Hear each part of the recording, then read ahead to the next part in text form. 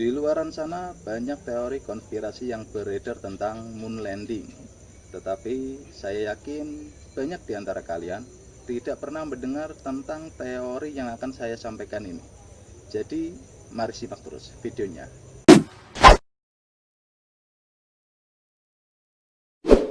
Mungkin teman-teman para penikmat teori konspirasi sudah hafal betul tentang teori-teori yang dilemparkan dalam peristiwa pendaratan di bulan ini.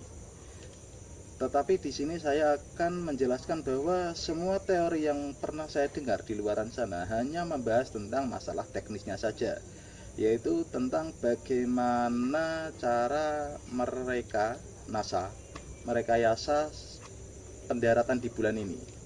Dan pada video kali ini saya akan membahas faktor di luar teknis tentunya, yang mana pasti akan sangat sulit dibantah. Tetapi sebelum masuk ke perkara utama, saya akan menjelaskan sedikit tentang peristiwa moon landing ini. Jadi pada akhir tahun 1950-an dan awal 1960-an, Amerika terlibat perang dingin dengan Uni Soviet.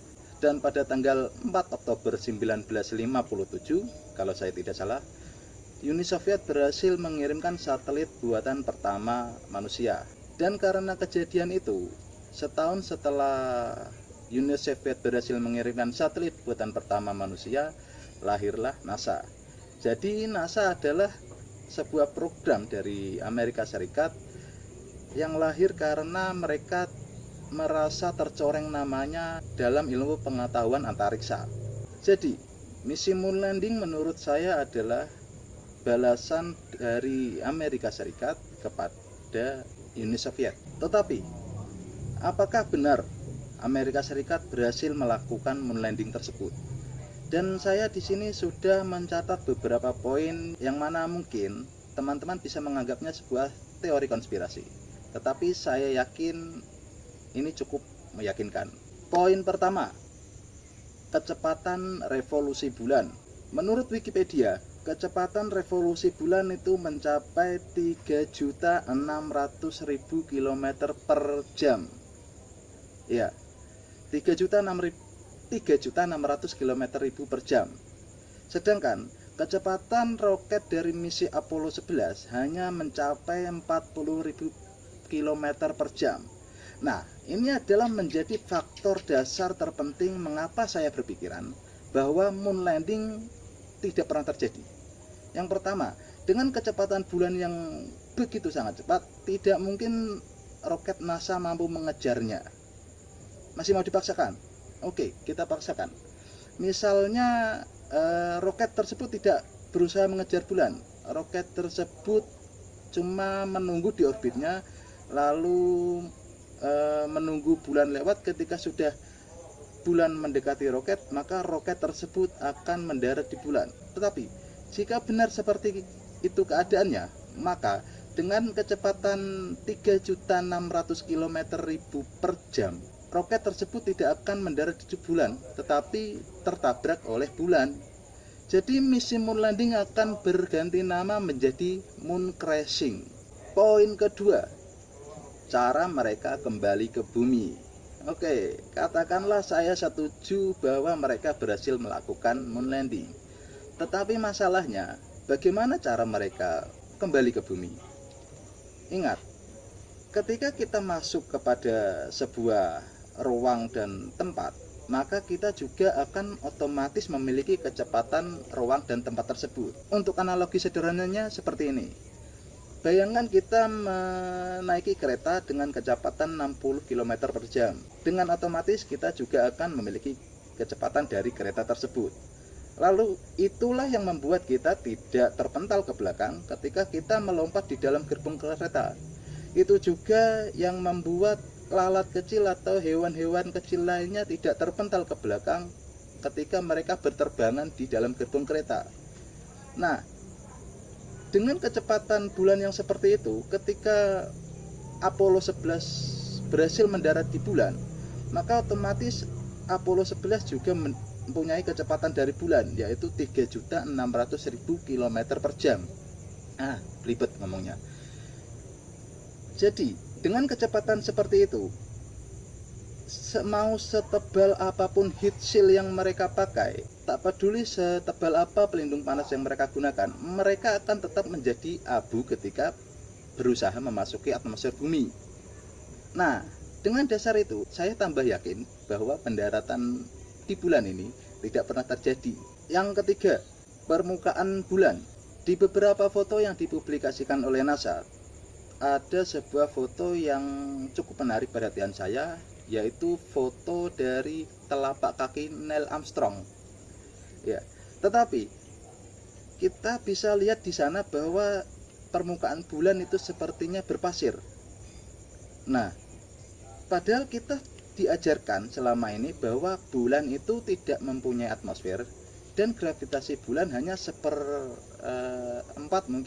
seperempat dari gravitasi bumi. Ini akan jadi masalah tersendiri bagi bulan. Saya yakin bulan tertabrak oleh meteor, dan dengan tidak adanya atmosfer, seharusnya bulan itu sudah hilang sejak dari dulu. Sudah tidak ada atmosfer, permukaannya lembek, berpasir. Seharusnya bulan sudah hilang dari dulu. Tetapi ini akan berbeda cerita jika permukaan bulan itu keras. Dengan permukaan yang solid, maka walaupun tertabrak meteor setiap hari, bulan tidak akan tergores, ya maksimal penyok lah, seperti yang kita lihat selama ini. Poin keempat, komunikasi. Pada poin keempat ini adalah poin yang seharusnya mereka pertimbangkan ketika melaunching moon landing ini. Karena seingat saya, pada film First Man, yaitu film yang diadaptasi dari pendaratan di bulan, mereka bisa melakukan live streaming, bahkan bisa sampai berupa video. Koreksi saya jika salah. Tetapi permasalahannya, mereka menjelaskan bahwa ada sebuah sabuk pada lapisan atmosfer bumi yang dinamakan sabuk Van Allen. Sabuk ini adalah tempat di mana semua radiasi yang tidak menembus bumi berkumpul. Jadi, karena di sini adalah tempatnya gelombang elektromagnetik dan radiasi berkumpul, saya yakin tidak mungkin mereka bisa melakukan live streaming dengan roket Apollo 11. Ini dikarenakan sinyal untuk melakukan live streaming itu kan berupa frekuensi, dan seharusnya frekuensi ini akan rusak jika bertabrakan dengan frekuensi lain. Poin kelima, radiasi matahari. Sebagaimana kita tahu, mereka saling mengutarakan seberapa bahayanya radiasi matahari. Bahkan katanya, kalau bumi tanpa atmosfer, radiasi matahari bisa menyebabkan seluruh peralatan elektronik menjadi rusak. Nah, jadi timbul pertanyaan di sini, bagaimana roket Apollo 11 masih bisa bertahan? Poin keenam, sesi latihan. Selama sesi latihan ini sama sekali tidak berjalan lancar, terutama saat Neil Armstrong berusaha menerbangkan dan mengendalikan Eagle.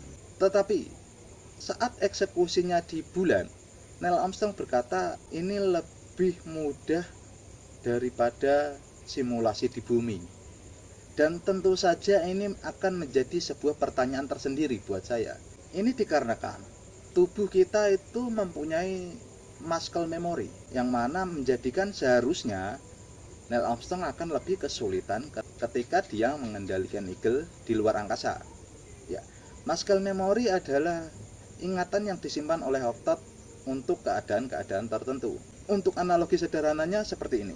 Pada awal saat kita belajar menyetir, kita akan kesusahan menentukan seberapa dalam kita ingin menginjak pedal gas. Tetapi begitu kita sudah terbiasa, kita akan tahu seberapa dalam kita harus menginjak pedal gas. Nah, analogi ini kita bisa terapkan ke peristiwa moon landing ini. Jadi, ketika Neil Armstrong pada saat sesi latihan sudah terbiasa menarik, misalnya menarik control wheel sedalam 1 cm untuk menaikkan Eagle 100 meter. Tetapi ketika Neil Armstrong menarik control wheel sedalam 1 cm saat berada di luar angkasa, maka Eagle tentunya akan terbang lebih jauh. Ini dikarenakan tidak adanya gravitasi di luar angkasa. Maka dari itu, saya sangat bertanya-tanya kenapa Neil Armstrong bisa berkata ini lebih jauh mudah daripada saat latihan di bumi. Nah, jadi itu adalah pembongkaran yang telah saya lakukan terhadap misi moon landing ini. Dan sebenarnya channel ini juga tidak selalu membahas misteri. Terkadang kita juga akan membahas konspirasi. Dan bagi teman-teman yang tidak ingin ketinggalan pembongkaran-pembongkaran selanjutnya, subscribe channel ini. Salam paranormal.